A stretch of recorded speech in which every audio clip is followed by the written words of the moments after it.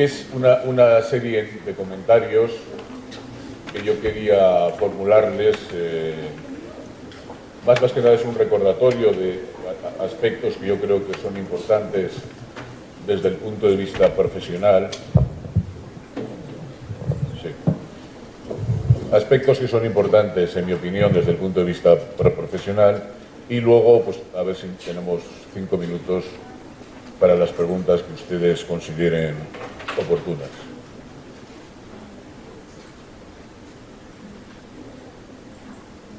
No sé si esto se ha quedado sin batería,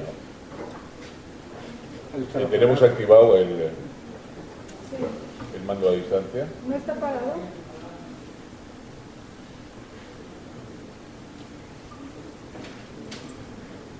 Sí, bien. Gracias.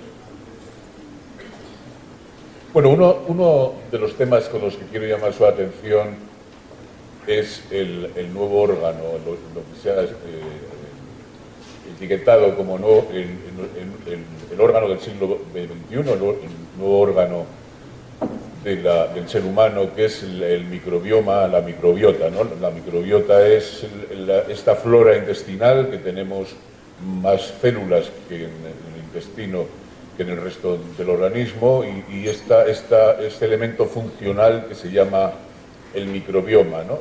Esto es una cosa muy seria, porque absolutamente todo lo que comemos o bebemos pasa por ese filato, pasa por ese filtro en el cual se pueden añadir, sustraer o modificar sustancias que posteriormente, si la microbiota lo considera oportuno, serán absorbidas en mayor o menor medida con las modificaciones pertinentes.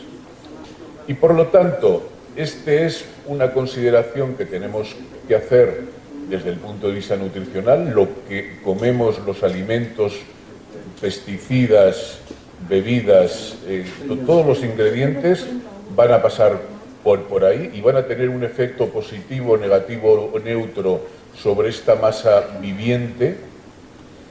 Todos los fármacos, medicamentos, suplementos también van a pasar por ahí.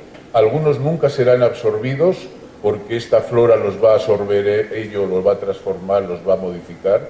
¿Por qué mucha gente con anemia ferropénica nunca tienen ni niveles más altos de hemoglobina o de sideremia? Porque tiene una disbiosis en esa flora intestinal que lo que hace es metabolizar el hierro y que salga por las heces, pero nunca llegará al torrente circulatorio. Y por lo tanto, esto es un elemento que tenemos que vigilar. Y por otra parte, en este momento, la especialidad más interesada en el tema de la microbiota y del microbioma es la especialidad de psiquiatría y la psicología clínica, porque tenemos cada vez más evidencia de que hay un eje intestino-cerebro en el que muchas sustancias que provienen de la dieta son modificadas y transformadas por este microbioma y a partir de ahí se absorben sustancias que tienen efecto psicogénico.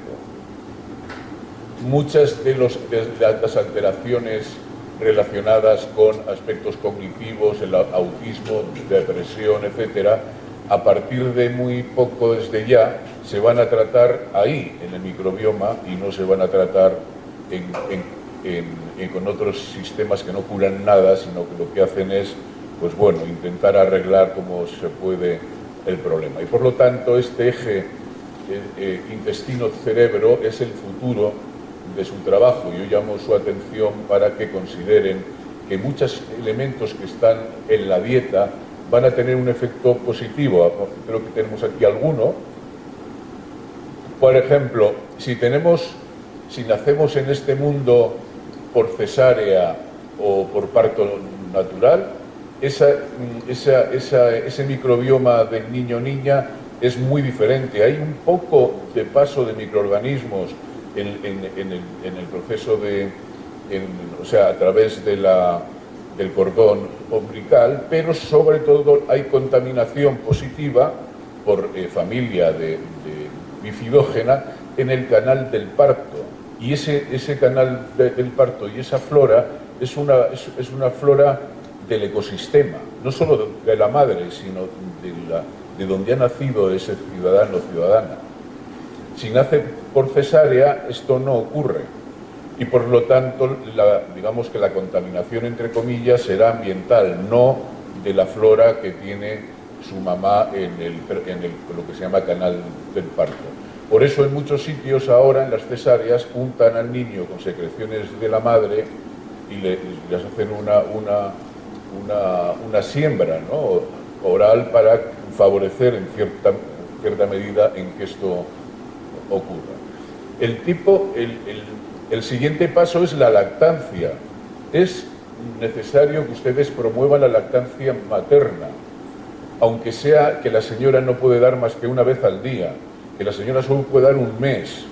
Bueno, ya sabemos que el objetivo es llegar a un año, pasar de los 6 meses, vamos a ver si podemos llegar a un año, aunque sea una toma al día, pero el tiempo que sea es un tiempo mágico, porque esto va a ayudar a que la flora intestinal, este kilómetro cero, sobre el cual ya se van a supervisar todos los microorganismos que al final van a crear salud, enfermedad, bueno, esta capacitación fisiológica del ciudadano va a estar condicionada en un segundo escalón por si el niño tiene lactancia al pecho o si el niño tiene lactancia al biberón. Y esto es fundamental. Ustedes, créanme, pasarán 1000 años, como la canción, y la industria no conseguirá detectar el 100% de los componentes que hay en la leche materna. Y desde luego hay uno fundamental, que es lo que se llama piel con piel, la importancia que tiene ahora ese aspecto, ¿no?, para el futuro, para el equilibrio emocional del ciudadano.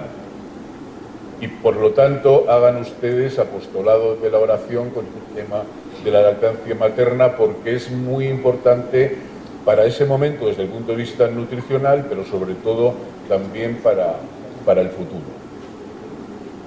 Y luego una serie de componentes que van a tener un efecto, digamos, negativo, y es sobre todo el consumo de fármacos de manera innecesaria.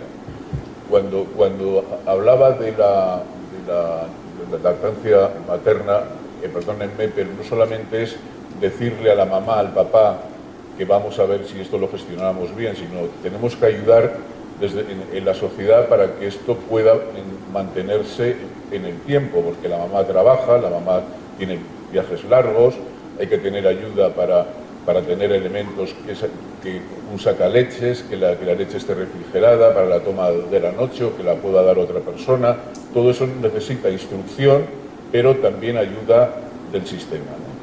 Bueno, pues como decía, hay muchos elementos que son disruptores de esta flora intestinal y la mayor parte son los antibióticos. Cuando tenemos una disbiosis severa, o sea, cuando sabemos que en el intestino toda la flora está hecha un desastre, que hay algunas patologías que ocurre esto, el tratamiento es determinados antibióticos, barrer toda la flora intestinal y empezar de cero otra vez, con componentes, con probióticos y prebióticos que permitan generar de nuevo esta flora de una manera positiva. Pero eso son situaciones controladas por un equipo médico, etcétera. Pero si no, hay que tener en cuenta que cuando tomamos de determinados fármacos, sobre todo antibióticos, vamos a alterar de manera importante el tema de la microbiota, y ahí tendremos que acompañar los antibióticos que se toman a largo plazo, que hay muchos que hay que tomarlos 3, 4, 5, 6 semanas o más, deberían de estar acompañados con la toma simultánea de prebióticos o de probióticos, que hay, como ustedes saben, hay muchas familias, y eso tenemos que estudiar si va mejor un Thermophilus, un Reuteri, un Bulgaricus, bueno, lo que sea, ¿no? Pero esto, instrúyanse un poco ustedes en este campo, porque es ciertamente importante.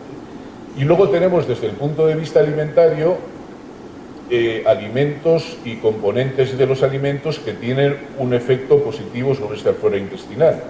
Y aquí tenemos dos campos: los prebióticos, que son la alfalfa del caballo, o sea que es el alimento que va a estar esperando esa flora para crecer selectivamente la flora más positiva, y tenemos muchísimos componentes que se conocen hoy. Por ejemplo, toda esta parte que quitamos al pan que lo comemos blanco, cuando las harinas de grano entero tienen muchos componentes. Ustedes saben que hay 3 familias dentro de cada grano de cereal, y estos son unos prebióticos estupendos. Y luego algunos alimentos que son especialmente capacitados para favorecer la flora intestinal, como son las alcachofas, el ajo, la cebolla, todo lo que tenga grandes cantidades de composición en inulina, lo que es el FOS. Bien, entonces esto tenemos que tenerlo en cuenta. Y luego, algunos alimentos que ya tienen componente probiótico, todos los fermentados, el pan fermentado con masa madre, el chucrut, que es la colza fermentada, ustedes tienen unas tortillas de maíz fermentado. Todos los fermentados tienen acción probiótica, y por lo tanto tenemos que considerar que esto nos va a ayudar y va a ser un punto importante. Aquí tenemos, bueno, distintos aspectos que van a condicionar de manera negativa, pero ustedes van a ver enseguida el diagnóstico de propensión a determinadas patologías, analizando con el sistema REN16 la composición de la flora intestinal. Se hace un análisis de las heces y entonces ahí se ven qué familias tenemos. Hay 2 familias principales: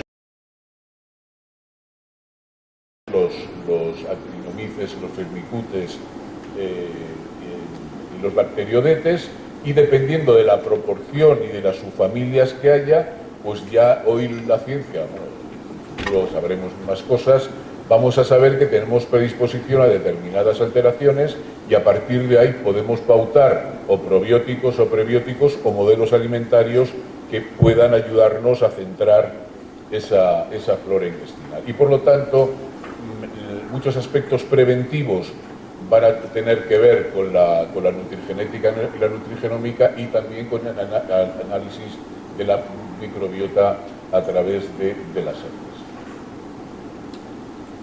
Nos ha comentado el doctor Chávez muchos aspectos vinculados al envejecimiento, y uno de los temas vinculados al envejecimiento es la pérdida de variabilidad en la flora intestinal. Así, cuando una persona joven tiene 14 familias de bichitos, a medida que nos hacemos mayores vamos perdiendo parte de ellos, y esa biodiversidad es mucho más corta, y por lo tanto vamos a ser personas más frágiles a que muchos procesos metabólicos no se realicen adecuadamente, o que bichitos puedan colonizar el intestino o generar determinadas patologías, ¿no? Fíjense que hay una enfermedad que cada vez está teniendo más afiliados, que es la alergia alimentaria, y la alergia alimentaria tiene mucho que ver con la disbiosis, con una mala gestión funcional de la microbiota, porque la microbiota genera una película de moco cuando es normal, y ahí no dejan pasar las moléculas enteras. Lo que luego va a producir alergia alimentaria son lo que se llaman los aptenos, que son moléculas de proteínas que cuando esta flora no funciona bien, dejan pasar esos componentes, el cuerpo lo reconoce como elemento extraño y se genera, no en un día, pero progresivamente, un proceso de alergia alimentaria que, como ustedes saben, pues ya la prevalencia es importante. Estamos seguramente por encima del 10% y aumentando.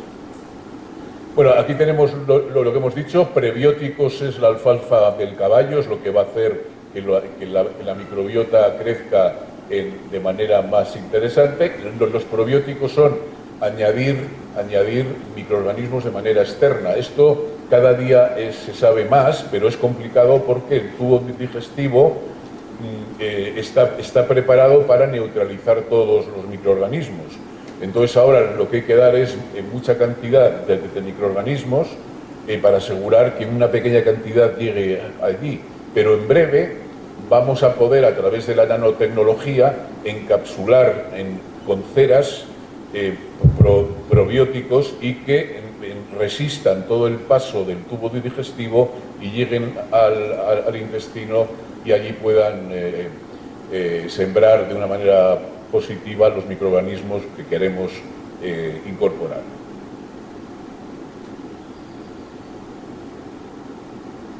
Bueno, en este momento hay evidencia de que los probióticos ayudan en procesos inflamatorios del tubo digestivo, enfermedades muy graves como la enfermedad de Crohn, la colitis ulcerosa, el colon irritable. Estos son problemas serios que la persona que los padece tiene una calidad de vida fatal, y entonces aquí estamos viendo que esto, aparte del tratamiento dietético que es fundamental, sobre este tratamiento alimentario y dietético vamos a proponer determinados probióticos y en ocasiones otro tipo de fármacos, como ustedes saben, pues a veces hay que emplear o cortisonas o elementos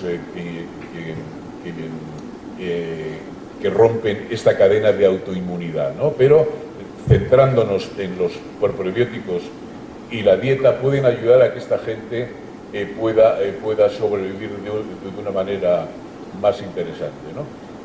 Donde tenemos una acción muy positiva es en todos la patología gastrointestinal, en todo lo que son la gastroenteritis de todo tipo, que hay tanto la del viajero como cualquier otra, tanto de la población infantil como la población adulta o la población anciana. Esto nos va a ayudar a que esa diarrea o ese proceso gastrointestinal tenga una duración mucho menor, ¿no? Y por lo tanto también yo les planteo que las 10 o 12 familias de probióticos que se están utilizando ahora, no todo vale para todo, pero para dermatitis alérgicas, para procesos inflamatorios intestinales, para alergias, también para disbiosis provocada por antibióticos, tal. Todo esto nos va a ayudar a que las cosas funcionen mejor, insisto, tanto en niños como en ancianos. Bien, existe la posibilidad, ustedes saben que hay algunas enfermedades extremadamente virulentas en el aparato intestinal, entonces, que son muy refractarias al tratamiento, y en este momento se está ensayando lo que se llama el trasplante fecal, o sea que personas que tienen un perfil en la microbiota ideal, personas sanas, se les coja heces y se trasplante a una persona enferma, y que este trasplante pueda ayudar a recuperar, insisto, determinadas enfermedades intestinales que son muy virulentas, ¿no? Con algunos microorganismos que resisten a los antibióticos y que solo desde dentro podemos. Ya existen algunas cápsulas con posibilidad de que las heces de este paciente liofilizadas tal puedan llegar y mejorar ese cuadro, y por lo tanto se abre a su futuro una disciplina muy interesante. Vale. Otro punto que llama su atención es el interés de la nutrigenómica y la nutrigenética, como hasta ahora, hasta el día de hoy, hemos escuchado recomendaciones, guías alimentarias, metas, alineamientos, tal. Escúchenme, todo esto es verdad para el 80% de la población, no más. Hay un 20% de la población que no tiene, que no tiene relación. Incluso esa recomendación puede ser contraproducente. Un 20% de la población que tiene un perfil genético o tiene unos polimorfismos diferenciales que hagan que el pan pues le siente mal, el maíz también, o sea, lo que creemos que es saludable para esa persona no sea saludable, ¿no? Y por lo tanto, el conocer más el perfil genético y sobre todo los polimorfismos de ese paciente para saber qué adaptaciones tenemos que hacer en la dieta, ese es el futuro. No con estos análisis que hay sencillos ahora, que son muchos muy chapuceros, pero en un futuro muy cercano sí podremos saber más y de plantear una dieta general, unas recomendaciones. Vamos a llegar a lo que se llama ahora nutrición personalizada, el poder hacer, sobre todo en pacientes, o sea, en personas enfermas, una recomendación específica según su perfil genético, su enfermedad, sus gustos, etcétera, y redondear lo que es un tratamiento en el que verdaderamente el alimento sea una medicina principal, ¿no? Y no solamente una ayuda por decir que como limpio, pero lo que me va a curar es la pastilla, ¿no? Entonces, aquí tenemos una serie de consideraciones, pero al final también es un tema importante esto de los polimorfismos, de los genes diferenciales, de los RNA pequeños que cada vez cobran más importancia.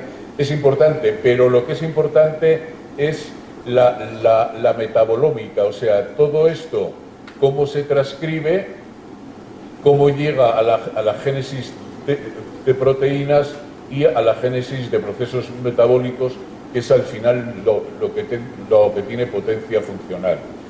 Y otro tema que quiero llamar su atención por si no lo comentamos luego, y es la epigenética nutricional.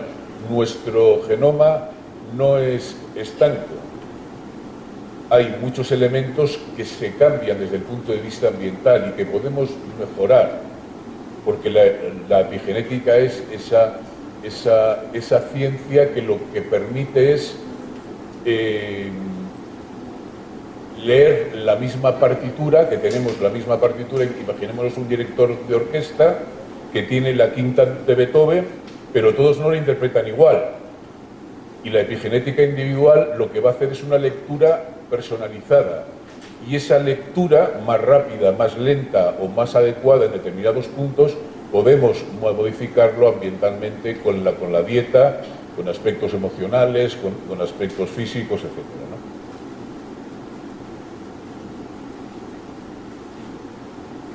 Otro punto importante de estas variaciones en el genoma y sobre todo en los polimorfismos es lo que se llama la caracterización de respuesta. ¿Por qué hay gente que le proponemos una dieta baja en sodio y la presión arterial se mantiene prácticamente igual? Porque son hiporrespondedores. Porque otra gente le manipulas 4 cositas y de repente tienes que tener cuidado porque le baja la glucemia, se marea, bueno, pues porque son hiperrespondedores, ¿no? Entonces, esto tiene que ver también con la caracterización de determinados polimorfismos que tenemos cada uno de nosotros. Y eso nos interesa mucho conocerlo en nuestro paciente para saber si no toda la gente responde igual a la pauta de actividad física. Hay gente con actividad física no adelgaza, sin embargo otros siguen comiendo igual, pero cuando se empiezan a mover un poco más adelgazan un montón, porque también hay polimorfismos que lo que hacen es que sean hiperrespondedores al movimiento y a la actividad física. Y esto, si lo conocemos en el paciente, vamos a poder jugar mejor con determinado perfil alimentario, determinado tipo de actividad física y determinado tipo de farmacología, porque también los fármacos tienen mucho que ver con estos polimorfismos, y entonces hay gente en que las estatinas va a disminuir el colesterol, otro tipo de fármacos, el impacto es muy pequeño, sin embargo en otros pues necesitan menos dosis o lo que sea. Bien, otro punto importante que quería llamar su atención es el tema de la cronobiología. Nosotros estamos sujetos a un gran reloj que está en la hipófisis, que es el ciclo noche-día, ¿no? Pero no solamente funciona ese, sino que cada órgano tiene su propio reloj. Y la salud es que esos relojes estén sincronizados. La disrupción en el campo de la cronobiología es una de las causas de muchas enfermedades. Pero además, los tiempos del día, o sea, la gente se muere más de infarto, la gente tiene más ataques de asma al amanecer, al alba, se murió al alba. Hay fármacos que hacen más efecto dependiendo a la hora del día que se administran. Esto se llama cronofarmacia, cronobiología de la farmacología. Bueno, pues también nosotros tenemos desde el punto de vista del modelo alimentario distintas gestiones de nuestro organismo con la ingesta. Primero, la ingesta calórica. Todo lo que se consume a la mañana, antes de las 10 de la mañana, tiene una mejor gestión metabólica. Todo lo que se consume después de las 8 de la tarde tiene una menor gestión metabólica. ¿Por qué? Porque a la noche funciona la insulina, ¿sí o no?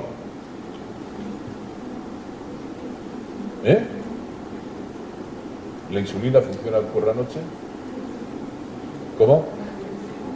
Reposo no hay insulina, porque, o sea, claro, hay insulina un valor mínimo, ¿no? Pero a la noche, sobre todo, nuestro organismo funciona con ácidos grasos libres. Si nosotros a la noche consumimos muchos hidratos de carbono, subirá la insulina y eso donde irá energía que se almacena, ¿sí? Si los hidratos de carbono los consumimos a la mañana, que la insulina está en su máximo esplendor, todo eso se utilizará, ¿sí? Entonces, tenemos aspectos diferenciales que vamos a tener que conocer para recomendar, si hacemos un modelo alimentario, pues más hidratos de carbono a la mañana, menos a la noche, menos proteínas a la mañana, más a la noche.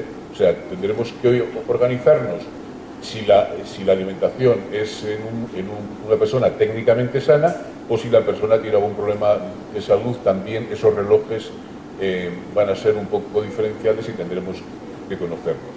¿Saben ustedes cuándo es más eficaz para el gasto de la grasa el ejercicio físico? O sea, ¿cuándo la actividad física, el ejercicio físico es más eficaz, más efectivo para tirar del gasto de los ácidos grasos libres y por lo tanto que la grasa se metabolice de manera más intensa?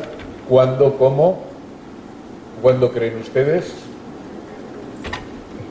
¿Antes de dormir, a la tarde, después de comer, el día de Nochevieja? A la mañana en ayunas. Usted estuvo en Mérida. A la mañana en ayunas. Y por lo tanto, ese es el momento en el que hay una mayor tracción, la lipoproteína es más activa y nos va a generar más calor y por lo tanto mayor gasto energético.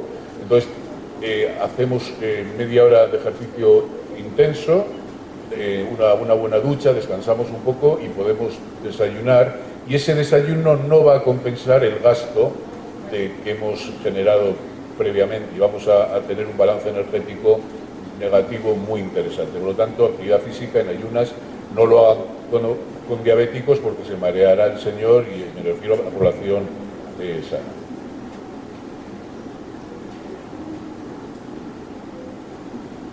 Bueno.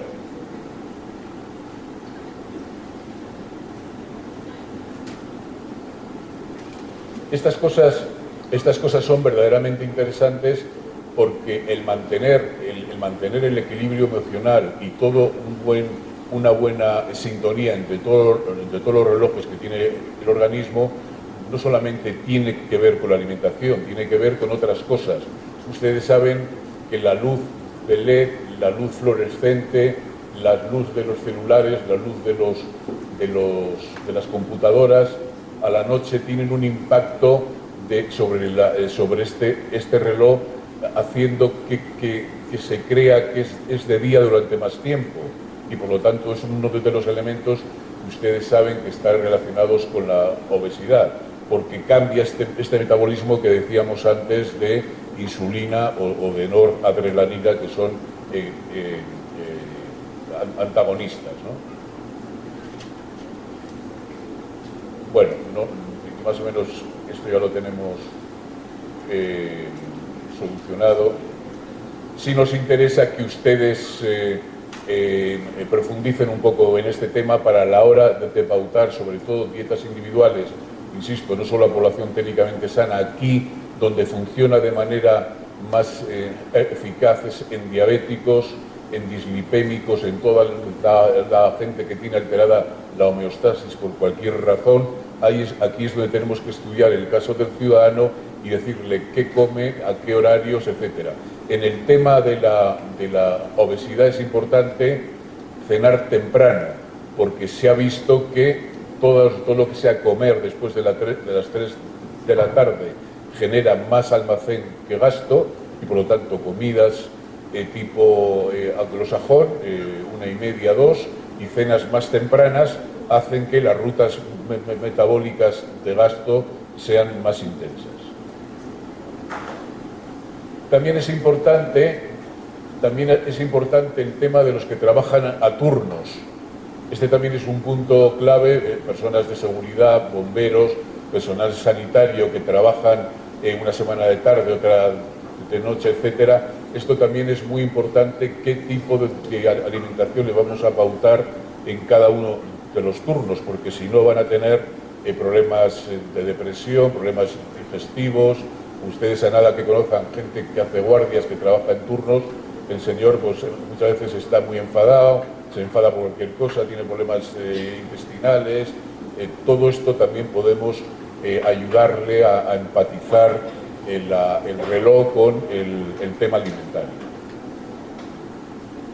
Otro punto que tenemos pendiente es la alfabetización de la población. Hay personas que afirman que el que la persona tenga buenos conocimientos, que tenga buenas actitudes en temas alimentarios, que no sirve para nada. Creo que no es así. Nos interesa que la persona sepa, pero que la persona sepa hacer. Saber y saber hacer. Y también que sepa hacer y saber hacer a pesar de las dificultades. Y esto es lo que se llama resiliencia, es lo que se llama alfabetización nutricional. En lo que tenemos conocimientos, tenemos empoderamiento y tenemos resiliencia, todo junto. Y por lo tanto vamos a tener unos ciudadanos con mucha mayor capacidad de autogestión. Y esto no es ciencia infusa, tampoco lo da el bautismo. Esto es una cosa que se aprende en el colegio y que se aprende en la escuela a través de profesionales como ustedes. Y cuanto antes se aprende, se ponga en práctica, pues será mucho mejor para el país y para los ciudadanos, porque esto al final no es una responsabilidad individual, sino esto es, al final, afecta a toda la colectividad, ¿no? Bueno, aquí tenemos otro punto que no sé si lo tenemos luego.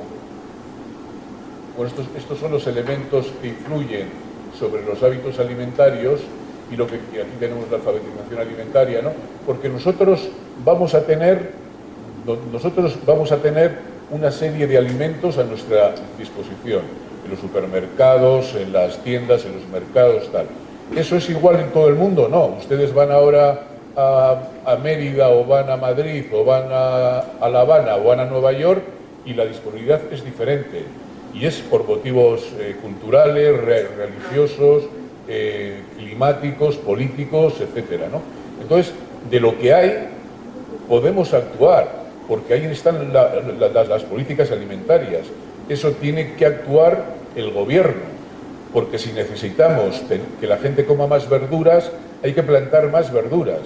Hay que tener un sistema de distribución adecuado para las verduras, pero luego hay que adecuar el precio, porque si las verduras tienen política de precios, van a costar menos y por lo tanto se va a consumir más. Todo esto es importante, pero sobre lo que hay, sobre lo que tenemos para elegir, vamos a elegir una cosa u otra, y la vamos a elegir en función de aspectos cognitivos, de apetencias. Entonces, claro, que no compremos o comamos todo solo por los gustos, sino también por otras consideraciones que hemos hablado hoy: salud, sostenibilidad, etcétera, ¿no? Fíjense ustedes un tema que me parece muy interesante, y es los medios de comunicación social. En este momento están ayudando a los nutriólogos, a los profesionales de la salud en el tema alimentario, en el tema de estilos de vida. Les hago yo la pregunta. No, porque cada día se dice una cosa y al final se marea el consumidor, y al final el consumidor dice, bueno, que se vayan a la porra, voy a hacer lo que me da la gana, voy a comer lo que me gusta y que sea lo que Dios quiera. Entonces, no tenemos un planteamiento serio de decir, los medios de comunicación son parte de la información al ciudadano, de la información al consumidor. Vamos a contrastar la noticia, vamos a tener en nuestra nómina un grupo de nutriólogos, un grupo de médicos, de expertos tal, que no es tan difícil, y vamos a contrastar cada noticia antes de publicarla. Ahora lo que nos interesa es hacer amarillismo. Si hay un señor que se le ha ocurrido decir que esto de desayunar no vale para nada y que lo mejor es desayunar pues lo que uno quiera, que no sé qué tal, bueno, pues esto es lo que publican. Y si hay un nutriólogo que dice, no, el desayuno hay que hacerlo con fruta, con lácteos, con no sé qué tal, como dicen lo de siempre, no le hacemos caso. Entonces, esto se ha generado un desastre en el que los medios de comunicación han formado parte de la película. Y esto debería ser, todo esto, junto con una serie de consideraciones de la población, va a impactar en el modelo alimentario y en la salud, porque las empresas saben muy bien cómo gestionar con la ciencia, con no sé qué tal, con los medios de comunicación, para crear una necesidad sentida, que cuando usted vaya al supermercado le apetezca coger ese alimento, ese producto que ha visto en la televisión o en un anuncio, porque ya está todo estructurado para que usted llegue ahí, a probarlo y tener una serie de elementos para que eso forme parte ya de su vida diaria, ¿no? Vamos a hacerlo con productos primarios, vamos a hacerlos con los elementos que nos interesan para la salud, pero esto no sucede así, ¿no? Fíjense ustedes la cantidad de descerebrados que están en las redes sociales que se creen premio Nobel y que dicen, no, mire, yo me he egresado en tal. Ya, pero esto no ocurre en ninguna profesión de la salud. No hay en el mundo ningún médico que antes de hacer la especialidad se permita decir cómo se opera una rodilla. Es que yo no he visto ninguno. Entonces creo que en algunas facultades dan el título de nutriólogo y por detrás el de premio Nobel. Y entonces ya el señor dice, pues no hay que hacer la dieta paleolítica, el esto es malo, el otro es bueno, tal. No, señor. O sea, usted tiene que fijarse en la evidencia científica, tiene que respetar los conocimientos de sus profesores, tiene que tener otra secuencia. Y si quiere usted hacerse famoso y quiere triunfar en su profesión, trabaje y estudie. No lo haga por métodos que no son adecuados.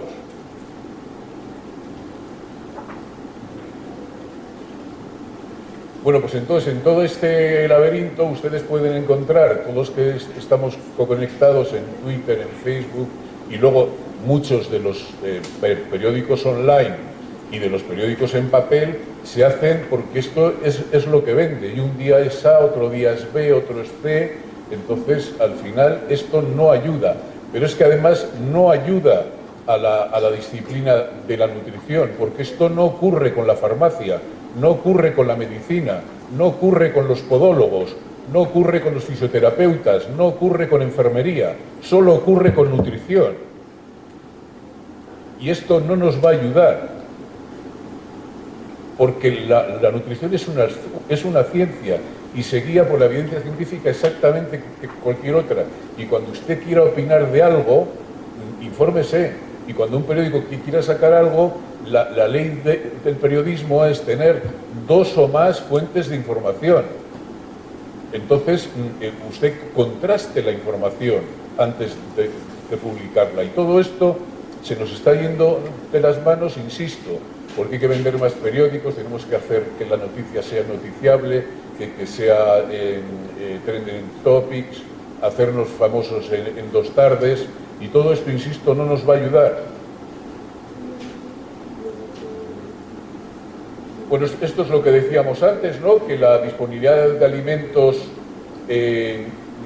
va a generar una elección a través de una serie de consideraciones, y esto es lo que va a plantear los hábitos alimentarios, y todas estas variables podemos trabajarlas, y desde luego tenemos que trabajarlas sobre todo en la escuela, en el colegio y en la universidad.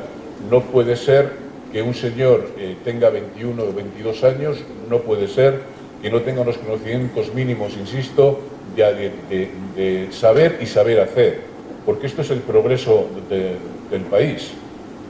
Porque hay muchísima gente que tiene 25 o 26 años, que yo podía hacer unas preguntas aquí, ¿cómo se hace un arroz a la cubana? ¿Cómo podemos hacer un pescado al horno? ¿Cuánto tiempo necesita? ¿Qué proporción hay entre agua y arroz para poder hacer un determinado plato?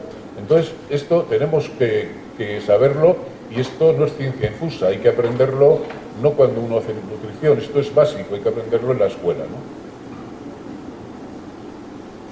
Bueno, aquí tenemos todos los ámbitos en los que podemos trabajar, y también hay otro punto interesante, y es la nutrición relacionada con el ámbito laboral.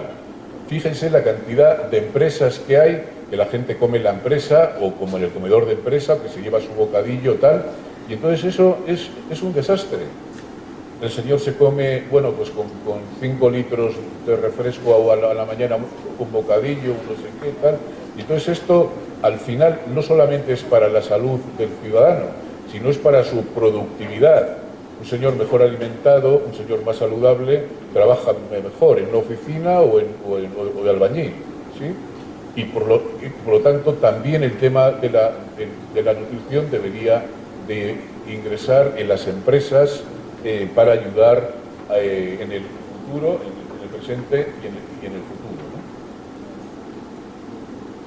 Fíjense ustedes cuando una persona va al supermercado, como hemos dicho antes, aquí tenemos que hay un 22% de las personas que llevan el producto y la marca decididos de antemano. El resto no. Es lo que se llama compra compulsiva. Cuando ustedes van al final de la caja al pagar, todo lo que hay alrededor es compra compulsiva, para que el niño se fije en el dulce, en lo otro, en la carterita, en no sé cuántos tal. Y todo eso es una parte importante de la cesta de la compra, y esto hay que regularlo en casa. Hay que trabajarlo en casa para comprar mejor, porque para comer bien hay que comprar bien, si no es imposible. Bueno, esto lo vamos a pasar. Aquí tenemos este empoderamiento, esta alfabetización, como en la etapa escolar, en la etapa universitaria, luego cuando somos un poco más tal, para poder decidir, demandar, influir y participar, ¿no? Y ser un consumidor informado y responsable. Y seguramente algunos aspectos relacionados con la alimentación y la salud deberían de impartirse en las universidades, no en la nuestra, porque se supone que estamos en ello, pero en otras universidades. Nosotros, por ejemplo, hemos tenido una campaña desde hace 20 años para dar seminarios en las universidades que forman a maestros, a profesores, porque ellos no van a hacer ninguna dieta, pero van a tener una sensibilidad para cuando el nutriólogo vaya al colegio, sepan que este tema va a funcionar. Por ejemplo, lo que ha comentado el doctor Chávez, a todos los directivos de los centros de gente mayor.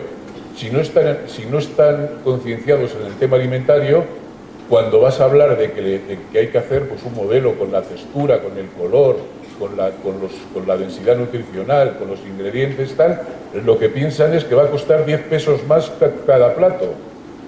Pero no tienen sensibilidad para pensar que estos 10 pesos van a ahorrar al centro y al país 1000.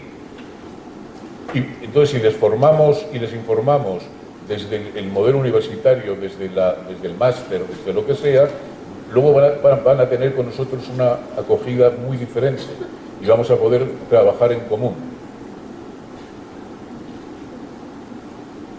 Otro punto que tiene que evolucionar es el etiquetado nutricional, porque con todos los conocimientos que puede tener un señor normal, cuando va a comprar algo y quiere comprar de manera responsable, lo primero que tiene que llevar es una lupa, porque la cosa aquella no se lee bien.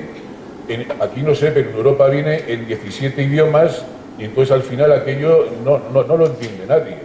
Entonces necesitamos un etiquetado que ayude al consumidor a hacer una decisión acertada y responsable.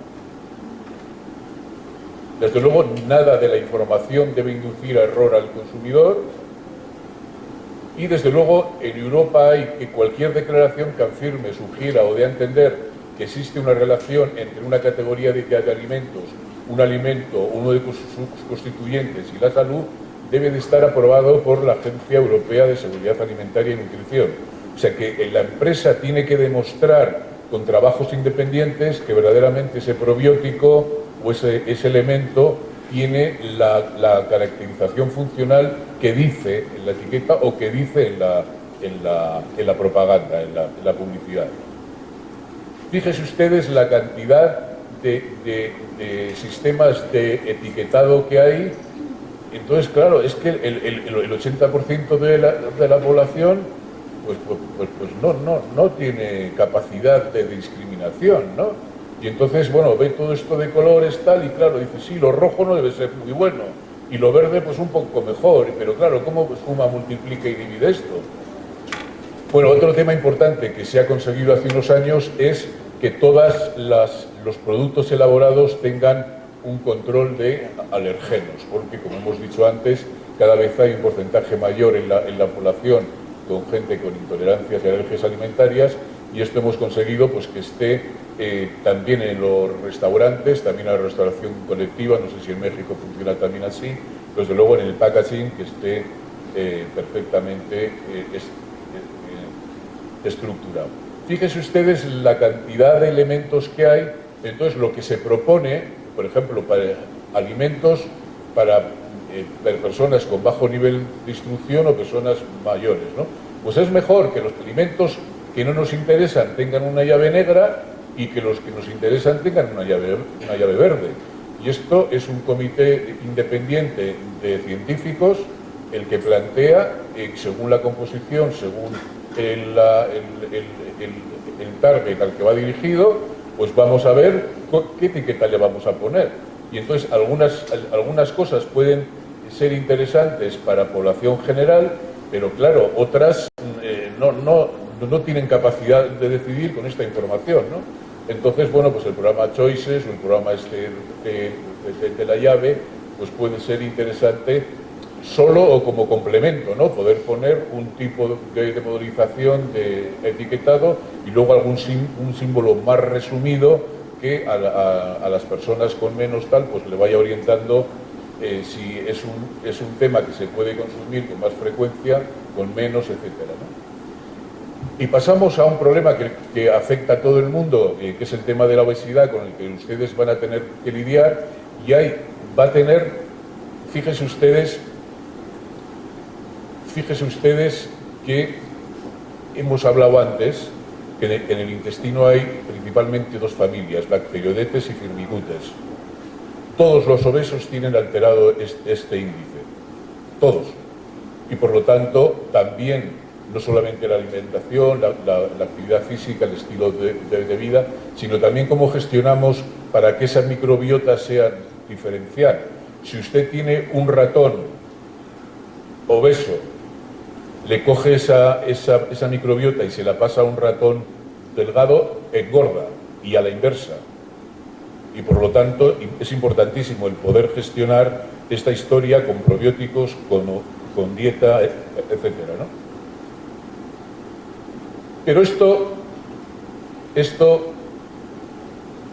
no se va a solucionar esto no va a ser un milagro, ni va a haber una pastillita mágica seguramente en muchos años.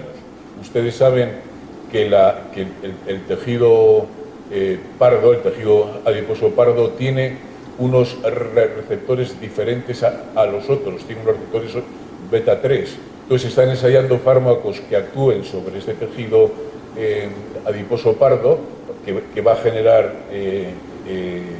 calor, y ese calor va a disminuir el componente graso, pero esos fármacos no solamente impactan de manera importante sobre el tejido pardo, sino también sobre el músculo, el corazón, el cerebro, tal, y entonces tienen tantos factores en este momento secundarios que todavía no podemos dar. Pero de lo que estamos hablando es que la patología que vamos a padecer de mayores se va a gestionar en el kilómetro cero, y eso es lo que me gustaría llamar su atención, porque su futuro más claro es en el consejo preconcepcional.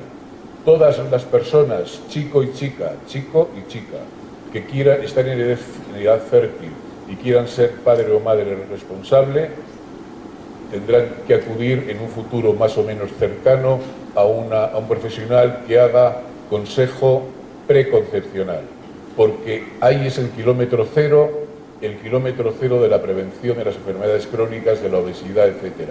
Ese es el momento, porque la epigenética va a funcionar de manera espectacular y muchas veces eso no lo vamos a poder solucionar en el futuro, pero quizás sí en ese kilómetro cero. Y por lo tanto, que se sabe que 6, 8, 9 meses antes de que una persona pueda ser mamá o papá, insisto que lo de papá es casi tan importante como lo de mamá, tengan un consejo en retirar tóxicos, adecuar su estilo de vida, su alimentación, su equilibrio emocional, toda esta historia para generar un futuro mejor para ese ciudadano, porque hay que ser responsables. O sea, no podemos solamente plantearnos, ahí va, que no tengo la menstruación tal, hace tal, voy a ir al ginecólogo y claro, durante esos 25 días pues he tomado 40 whiskies, bueno, he hecho de todo, tal, pero bueno. Pues esto, ¿no? La detección preconcepcional nos afectaría a cualquier persona que quiera estar o pensar ser papá y mamá. Una serie de elementos que tendríamos que considerar, ¿no? En qué estamos tomando, qué hemos tomado, qué riesgos hay. Y aquí tenemos, este es el modelo de prevención de enfermedades crónicas y también de tener una vejez más exitosa, y es desde este kilómetro cero, o sea, llegar, perdón, al kilómetro cero, que es el momento feliz en el que un señor y una señora se quedan embarazados, pero tenemos aquí la fase preconcepcional para que todos los elementos que van a confluir ahí pues tengan un sustrato positivo. Porque claro, uno no llega a la lactancia materna, empieza a comer, no. Cuando va el óvulo y el espermatozoide y se crea la mórula tal, esto ya come por inhibición plasmática y come lo que hay, el whisky, la hamburguesa, pues lo que hay allí, sí. Y luego ya no podemos, ¿no? El suplemento ácido fólico, el hierro, no, eso es antes, es aquí, en esta etapa. Y tenemos que ir a su consulta para decir, oiga, pues yo, mire, estoy de la certis, bueno, pues en los próximos meses, años, nos gustaría ser mamá, papá, porque también el señor, aquí tenemos un espermatozoide, también el señor tiene casi el 50% de la película. Tenemos el embarazo muy importante, que lo vamos a ver enseguida, el periodo de lactancia y los 1000 días importantísimos en la vida de un recién nacido, que es cuando ponemos la base de la casa. A partir de ahí, pues si esa base está bien, todo irá mejor, igual que una casa, ¿no? Vamos a ver. Fíjense ustedes cómo muchísima gente, chicos que no consiguen pues ser papás, tal, bueno, pues la alimentación tiene mucho que ver en la infertilidad masculina y femenina. Muchísimos elementos son factores limitantes en que este espermatozoide pues es vago, lento, ciego y tonto, pues porque tiene poco zinc, poco magnesio, poco molibdeno. Es así. Y cuando uno hace una modificación importante en la dieta, suprime tóxicos y tal, el tío es como el toro de Osborne. Y entonces el espermatozoide pues ya es otra cosa. Y entonces si tenemos el espermatozoide listo y el óvulo listos, pues aquí estamos fantásticos, ¿no? Bien, entonces aquí nos afecta en este kilómetro cero el tema de la epigenética, porque ustedes saben que la epigenética es la modulación del perfil genético que tiene el ciudadano, porque hay genes que se expresan o genes que no se expresan, o que se expresan bien o que se expresan mal, dependiendo de factores ambientales. Y uno puede tener una genética fantástica que si los factores ambientales son negativos, pues todo no va a rular como debería, ¿no? Y por lo tanto esto no es un premio, no es una tómbola. Esto uno, si apuesta y lo hace bien, pues tiene más probabilidades de que salga bien. Fíjense ustedes, en humanos, el estado nutricional en varones justo antes de la pubertad puede alterar la supervivencia de sus descendientes y predisponer a la diabetes y enfermedades cardiovasculares. El tema de la epigenética es que no hay modificación en los genes. Lo vuelvo a repetir, no hay modificación en los genes, hay modificación en la expresión, pero la epigenética es heredable. Estas modificaciones, o sea que nosotros somos en parte lo que hicieron nuestros abuelos y nuestros tatarabuelos. O sea que esto todo suma. Y la epigenética es una responsabilidad individual. O sea que una persona no puede decir, yo no le doy de mamar, yo no le doy pecho a mi hijo porque es un engorro esto aquí, con los dientazos que tiene este tipo, ya tal. Que no, pero que sí, que me parece bien, que usted puede elegir, pero que sea usted consciente de que esto va a generar en este ciudadano y en su nieto y en el otro. Esto es una cadena. Y esto, cuando se evidenció, yo le recomiendo que lo lean, porque no tenemos tiempo ahora. En la Segunda Guerra Mundial, las hambrunas en los países nórdicos, donde las señoras pasaban hambre, tenían cantidad de problemas inducidos por los nazis, eso se consiguió estudiar y se ha visto que está llegando aquellos inconvenientes, modificaciones epigenéticas debidas al maltrato psicológico, a la restricción alimentaria, al déficit de muchos minerales y nutrientes, está llegando a esta generación, que son los bisnietos, y tienen muchas alteraciones epigenéticas que por eso se sabe que son heredables, en buena parte, ¿sí? Bueno, aquí tenemos la dieta preconcepcional en un padre, y por lo tanto no solamente la madre puntúa, sino que el padre tiene el 50% que ver en el kilómetro cero, el 50%. Y los chicos no pueden decir, no, yo voy a ir al momento feliz voy a estar tal y me olvido de la película antes y después. Durante el embarazo se produce la hipótesis de Baker, que ha muerto hace poco tiempo, que es lo que se llama la programación metabólica.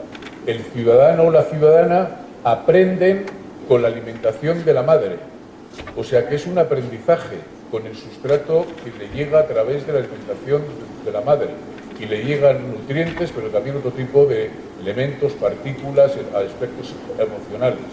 Y esta programación metabólica, digamos que es la educación nutricional pasiva del nuevo ciudadano o ciudadana, ¿sí? Bueno, aquí tienen... Y entonces aquí tenemos la hipótesis del origen fetal de muchas de las enfermedades del adulto, que se ponen en el kilómetro cero, se asientan en el periodo del embarazo y luego saldrán cuando tengan que salir. Pero que estamos ya, digamos, sentenciados, entre comillas, por no haber sabido hacer las cosas mejor, ¿no? Fíjense ustedes que dice, van a su consulta y dice, oiga, este niño es un desastre, no le gustan las verduras, no hay forma de que le pueda dar ni un durazno. Y entonces uno le dice a la señora y dice, bueno, ¿y a usted le gustan? Que va, a mí me dan asco. Bueno, el niño o la niña en el útero materno, 850 mililitros de agua y secreciones, es un pez. Y ese pez chupa agua, igual que un pez en una pecera. Y ese agua que chupa tiene todos los sabores y olores de la alimentación de la madre. Y el niño se alimenta, o la niña, por el cordón, por la placenta, pero está guardando en su disco duro el modelo alimentario de la mamá, que luego se refuerza con el sabor de la leche materna, que no pensemos que todas saben igual, no, saben a lo que sabe la dieta de la madre, y el niño eso lo percibe. y al final tiene un disco duro de lo que se llama flavor, o sea, sabores, olores, percepciones, algunas que no conocemos, y luego cuando le pones delante de la espinaca, si no la recuerda, pues se vuelve loco, dice, bueno, ¿esto qué es? Esto no hay quien lo... Y ustedes saben que todos los sabores están mediados por receptores modulados por genes. Si no los tenemos destaponados por este proceso, pues claro, es que las espinacas saben amargas de narices. Y entonces no nos gusta, porque tenemos, que tenemos eso, atávicamente todos los tóxicos son amargos, y por lo tanto ahí tenemos un problema. Entonces no podemos, o tenemos que trabajar con más dificultad, ¿no? Bueno, es igual esto no lo... O sea, también es importante durante la lactancia el tema, o sea, hay que tener en cuenta que cada mamá tiene unos 850 mililitros de leche al día. Aquí tiene que tener alimentos, o sea, nutrientes que algunos se producen en la glándula y otros pasan a través de los capilares sanguíneos, pero el 90 y tantos % es agua. Entonces, ojo con los líquidos y la calidad de los líquidos que consume la embarazada, porque esto no es un filtro, esto todo llega, lo bueno, malo o regular. Y entonces, calidad de los líquidos y de los sólidos para que de manera cuantitativa y cualitativa sirvan para lo que tiene que servir. Bueno, aquí tenemos algunas cosas sobre la consulta preconcepcional que decíamos antes, que debería de controlar el nutriólogo y el médico, la importancia de los primeros 1000 días, cómo empezamos a introducir los nuevos alimentos. Todo esto es importante para configurar pues, un ciudadano que sea lo más útil posible a él y a su entorno, ¿no?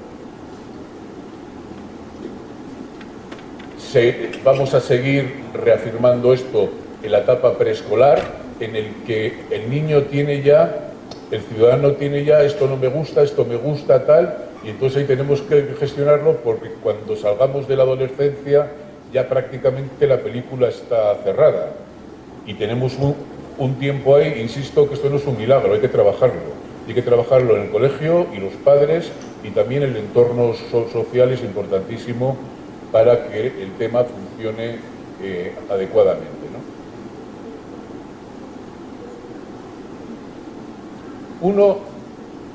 Uno de los problemas que tenemos es no entender que nos alimentamos para movernos, y que uno de los problemas que tenemos, no solamente el sobrepeso, sino la mayor parte de las enfermedades crónicas, están apoyadas su incidencia y prevalencia en el sedentarismo. Y no solucionaremos ningún problema si no tenemos en la escuela, en la universidad, una actividad física, una educación física que sea de calidad universal para toda la gente. Y esto, recuerden, con la dieta solo no solucionamos nada. Si no nos movemos adecuadamente, pero tenemos que movernos con control, o sea, que todo el mundo, porque decía, no, dices que yo corro, ¿no?, que tengo algún amigo que corre no sé cuántos kilómetros el fin de semana, que anda en bici, que en México paran todas las calles. No, es que usted está corriendo kilómetros por una calle en bicicleta donde está todo contaminado. Entonces, en vez de quedarse la contaminación aquí, le va a llegar a usted hasta el ombligo. Usted no puede correr de cualquier forma, porque todo tiene su protocolo, y eso también hay que enseñarlo, porque los traumatólogos están encantados de la cantidad de prótesis de rodilla y de cadera que ponen a gente que ha hecho un deporte o una actividad física de manera inadecuada. Esto también necesita educación, el calentamiento, la ergonomía del ejercicio físico, todo esto hay que explicarlo, no solo a los jugadores del Guadalajara o de la selección mexicana, sino a toda la gente. Bueno, tenemos también que controlar el tema de los alimentos y bebidas de conveniencia. Creo que no es bueno ni prohibirlo ni estigmatizarlo, porque si no, muchas veces cuando somos jóvenes pues nos gusta todo lo que no sé qué tal. Vamos a ponerlo en su sitio, porque lo importante no es un alimento y una bebida, créanme, lo importante es el perfil, lo usual, lo habitual, y sobre un modelo saludable que caiga o no sé qué tal, pues bueno, pues es lo que se llama un momento de lúdico, un momento también para que nadie se sienta extraño, ¿no? Porque muchas veces tenemos al hijo vegetariano que es crudívoro y que va al colegio con un bocadillo de pan de centeno, le pone una lechuga en medio, todo el mundo le mira raro, el chaval está acomplejado, tiene bullying, tiene risas, tal. Bueno, vamos a organizarnos de una manera sin extremismos, bien, con cabeza, y si no sabemos vamos a acudir a un profesional que nos lo va a explicar. Sí tenemos que reducir el tamaño de las raciones, esto es un tema importante, y sobre todo aquí en México, yo creo que si me quedo un par de semanas más, bueno, no hay forma de acabarse pero nada, ni verdura, ni lo que uno pida es enorme, ¿no? Bueno, entonces sí tenemos que reducir seguramente la frecuencia y el tamaño de las porciones y tener en cuenta, y esto me gustaría que lo subrayasen ustedes en rojo en su cerebro, que tenemos dos armas para prevenir, para hacer prevención y promoción de la salud, que es lo que nos interesa, no tener que llegar a la tercera fase, que es curar, ¿no? Vamos a llevar primero por las dos primeras. Ya saben ustedes que prevenir y promocionar son cosas diferentes, pero en los tres estadios, prevenir, promocionar y curar, tenemos dos herramientas claves: la actividad física, el ejercicio físico en cualquiera de sus formas, adecuado al ciudadano. Hemos oído antes que la propuesta universal son 10.000 pasos al día, y eso es muy fácil con un smartphone. Se pone uno en el smartphone y dice, pues hoy han dado 12.000, hoy 8.000, me quedan tal. O sea que no hace falta ni correr, ni romperse las rodillas, ni ser maratoniano. O sea, bueno, cada uno vamos a ver lo que podemos hacer de una manera armónica y saludable, ¿no? Y el otra arma son frutas, verduras y hortalizas. Son alimentos, medicamentos. Todos los estudios que ustedes pueden investigar, miles de metaanálisis, estudios tal, este es el elemento protector sobre todas las patologías. Entonces vamos a recomendarlo en el marco de otros elementos, pero no nos pueden faltar las 5 raciones, 6, 7, como ustedes consideren, de este grupo que tiene que ser el soporte, ¿no?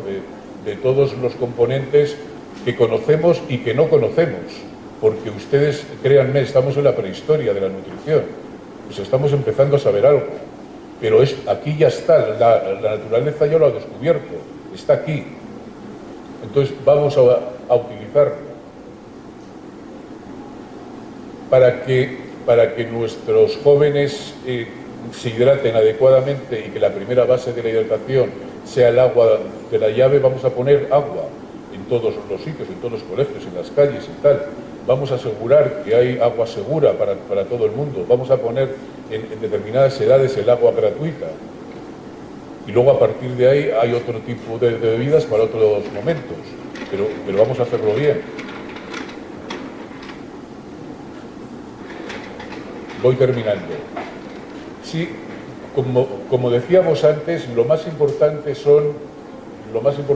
el modelo alimentario. No crean ustedes muchos en los superalimentos.